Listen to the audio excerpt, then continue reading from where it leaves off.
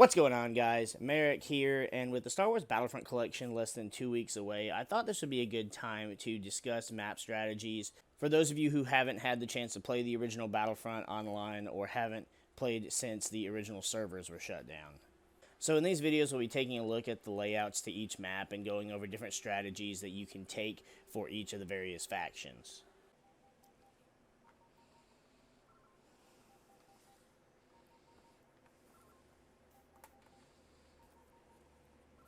On Endor, both factions start with 3 command posts. The Empire has the shield bunker in the back, the barracks, and then the camp closest to the rebel factions. East Trail, the village, and then they have the rebel outpost in the very back. The Empire's furthest command post, the shield bunker, is one of the game's few destroyable command posts. However, this command post is so far back that if the enemy is actually back there, unless they are going out of their way to go around the other command posts and just to get to that command post and destroy it, then by the time they get to that command post, it's not going to matter one way or the other, unless you can hold out as the Empire against the rebels at that final command post. But because it is a destroyable command post and it can't be taken over by the rebels, it isn't a command post that can really grant the rebels much a strategic advantage on the map. When playing as the Empire, I like to spawn at the barracks myself because there happens to be 3 lovely ATSTs here, and this map is not friendly to the Empire, aside from the fact that it is green and brown and stormtroopers are white. We stick out pretty poorly here. You can spawn at the camp, both the camp and no, I don't think so. Both the camp and the barracks have speeder bikes that you can ride as well, but they just don't do well, I don't think. Personally, my favorite thing to do on this map is just playing an ATST because it is the most fun and also just the safest way to play, because it is a big vehicle that the cannons do a lot of damage. If you're not walking in front. Okay, we're all here to clusterfuck, and I need you guys to get away from me.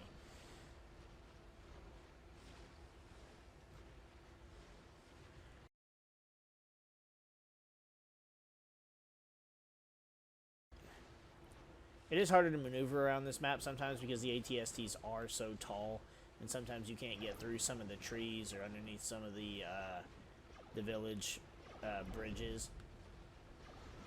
However, it's not that difficult enough that you can't get around to the other command posts on the map. Oh, that was a speeder wreck. And I'm pretty sure neither one of them is going to be able to exchange insurance information. Now, this command post here is the one I usually go for. This is called the Trail, I believe. Honestly, I'm just not the best person when it comes to this map because I'm not a fan of this map.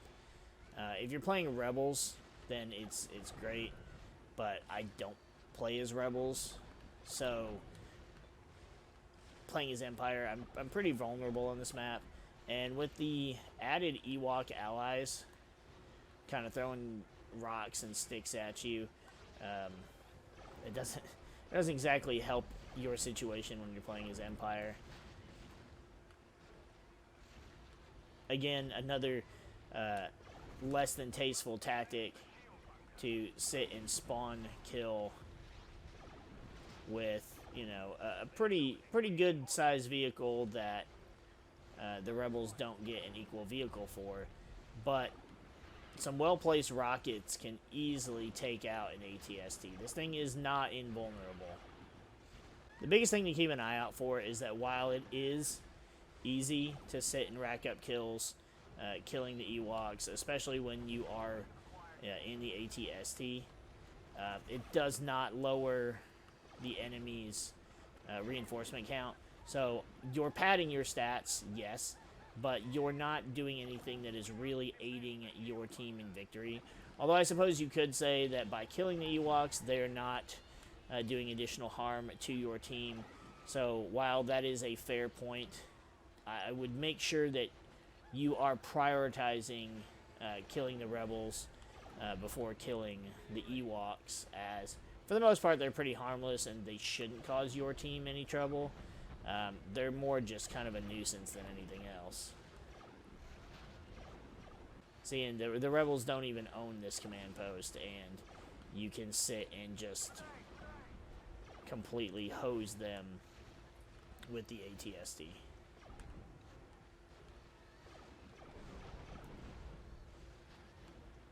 And if you're playing as a pilot, then you're constantly healing this thing as you are operating it, which really just makes this map so much more unfair. Or, you know, when a speeder bike just straight up crashes into you. And you do have to be careful, because when they come at you in droves like this, it is very easy to get overwhelmed. And with some well-placed rockets, the ATST can go down fairly quickly.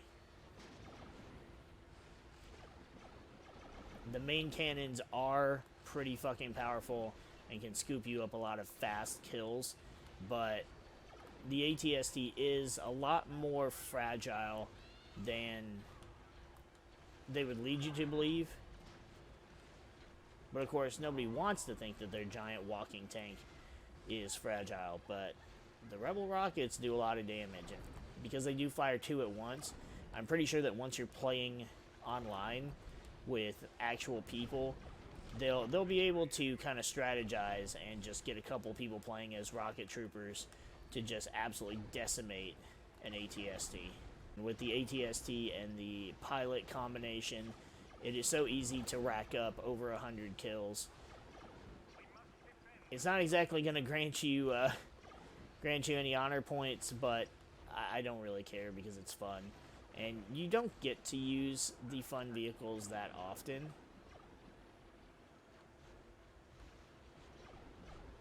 So it's just kind of, it's one of those things like, it's here, I'm gonna do it, but oh, well, we actually managed to get a team kill.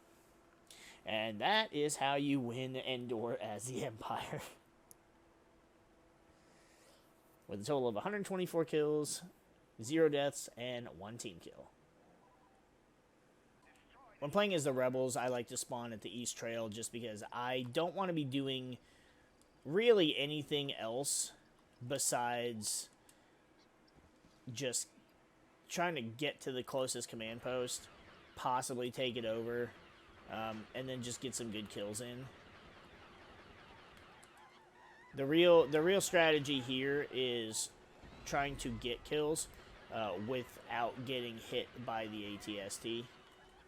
Easier said than done when you're playing against bots, but the AI can be unforgiving, but nowhere near as unforgiving as the actual players. And as you saw when I was playing as the Empire, any player can do that. It doesn't take a whole lot of skill. I never said it took skill. I just said it was fun to do. See, and there's the ATSTs right there. Now, we do have these concussion grenades, but that's not going to do a whole lot.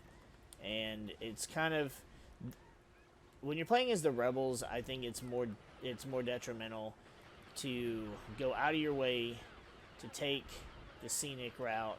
I mean, Endor is a beautiful planet, and go around so that you do not have to deal with the ATSTs.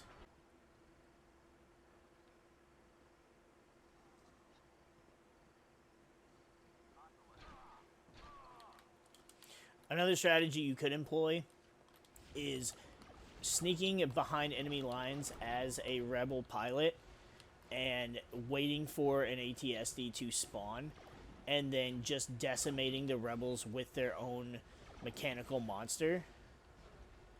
It is a little more difficult to do, and I can't say whether or not other players would be looking out for this strategy, but if you manage to pull it off, it can give you a huge advantage to being able to win on what I would say is a map with less than stellar odds.